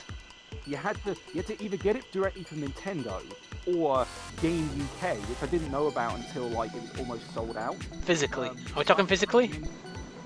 Physically, yes, because the eShop version was a complete stupid distribution method where you had to buy it as if it were episodic, but it wasn't. Oh, okay. Or something like that. It was really stupid, and basically the US didn't even get it. So I have a US friend who went out their way to import it, even though they can't play it. Because they're just that big of a fan of the series. So, so I do own it. So that's probably the most expensive item I own in my collection, and there's probably some other games. So at least with Spyro, yes, it's distributed half digitally, but at least you can buy it. Yes, so, yes. Hey, and if that second print exists, then cool. Take my money. I just want to play good HD Spyro because it's a very quality game. Yes. It just deserves better. Absolutely. Whether you're a newcomer or a veteran like me, I'd say Spyro Reignited is worth getting into if you like collectathon platformers. Because I know that Activision are kind of on this as a publisher they suck, but they're kind of on this role of remakes. In a way, you got CTR after the Crash Trilogy, and now Tony Hawk 1-2 out of nowhere. Yeah. I thought they lost the right. Same. That's why they did the Tony Hawk Pro Skater 5, and why it was rushed. At first, I thought they were gonna go to another publisher, and it's like nope, Vicarious Visions from Crash doing. Because at first I thought they were like re-releases of the XBLA version that they did. Yeah, they did some XBLA version, but a real crack on remakes. But what I do hope from these Activision properties, with Crash and Spyro, is that I do expect more remakes, but I also expect more original stuff, because I know with Crash he has a mobile game. Yes. And Spyro, I'm just hoping, if it's like an original game, that it's good, either way. Yeah, I hope it ended up being good without many, downloadable content I'm fine with as long as it's reasonably priced. But I just hope there's no microtransactions or any of that stuff. Yeah, but I'm slightly worried because they seem to, and that was another reason I held off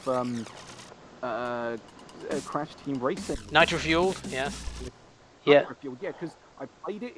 I played a little bit. It's a quality game. Yes. But my God, they got greedy. They got greedy after a year. And the worst part is, they didn't add the microtransactions when the game launched. They had to wait at least a month, which is really a scummy move.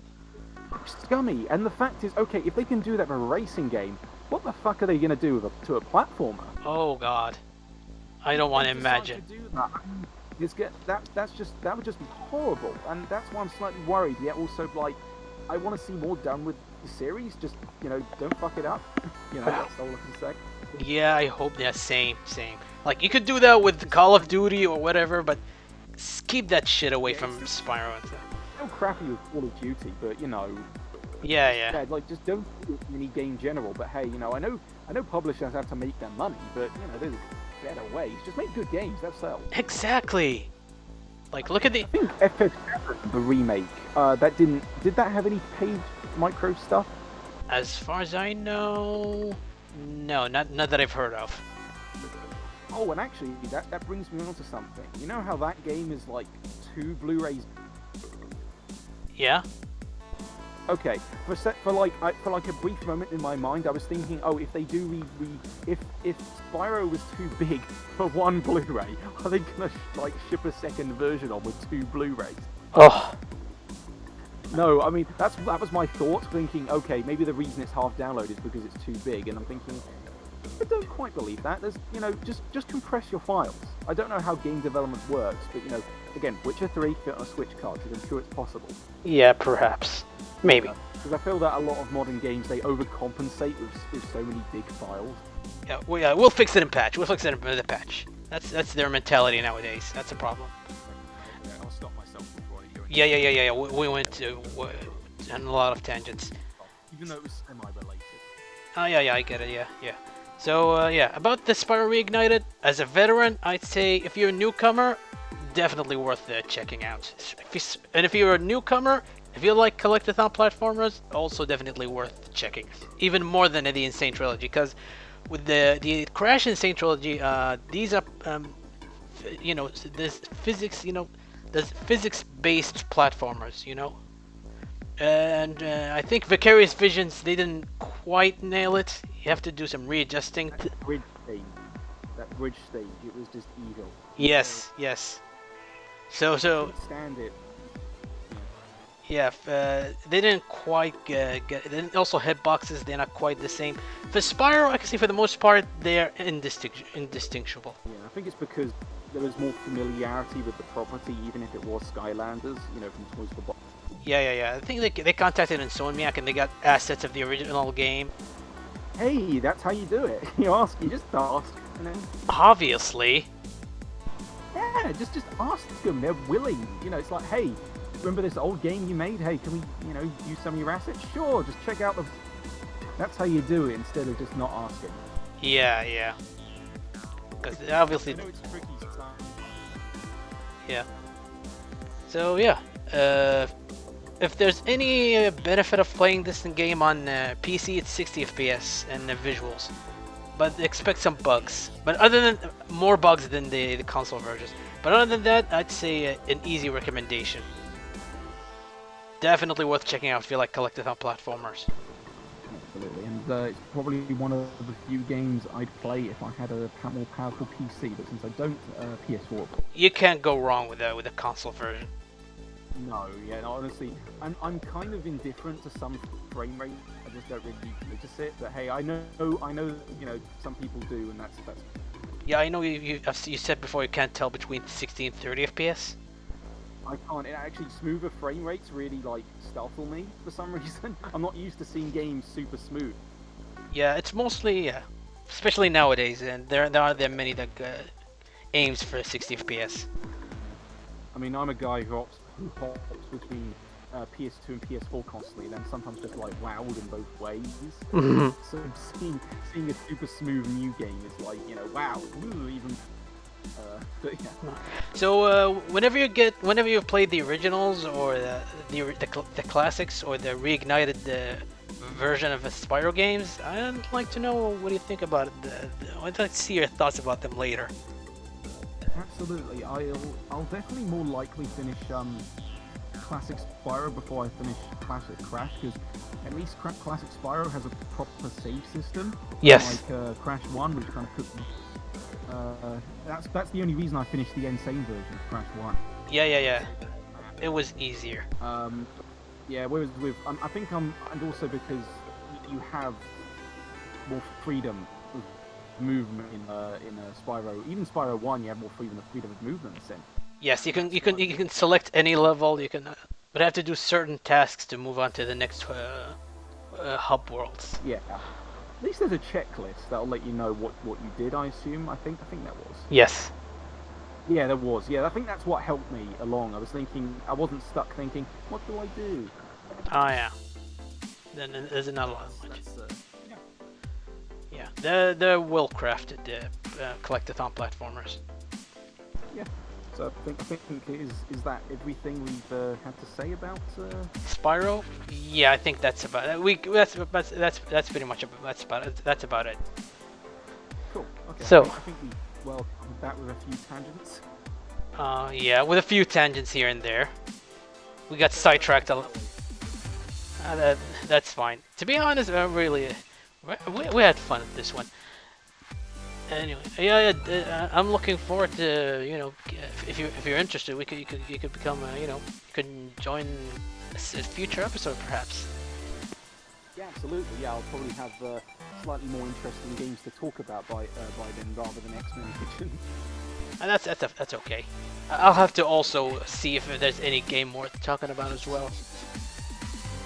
It's most likely gonna be Yakuza Kiwami, but we'll see. Oh man, that's one I still need to finish. So hey, if I finish it around the same time, that'd probably be a good subject. Oh yeah, definitely. And because I played the original back in 2005, we can, you know, talk a little bit of comparisons here and there. Because I plan on getting the Trilogy pack soon with 4, 5, and 6. Yeah, I got that a couple months ago.